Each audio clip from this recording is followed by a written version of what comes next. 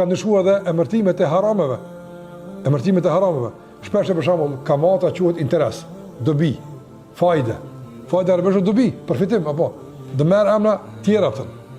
Edhe pejgamberi më ka përmend, kur do vjen një kohë kur dënisht përhapat ignoranca, dominon vezvesa e shejtanit, dominon sërgjia e tij çka ndodh, njerëzit e pinë alkoolin, yusammunha bighairi ismiha, e quajnë me emra të tjerë, pije shpirtnore, pije freskuese, pije relaksuese, emrat i ka kështu përmbajtje ka të njëjtën.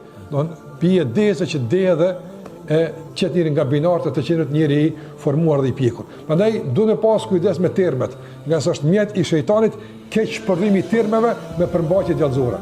Termi mund të jetë shumë i rregullt, shumë mirë po përmbajtja, edhe ne nuk duhet më u josht nga emërtimet, nga formalitetet, pra po e them nga se kjo është mendësi e shejtanit, u marr me formalitete, u marr me parolla, u marr me emra, u marr me kompozitete.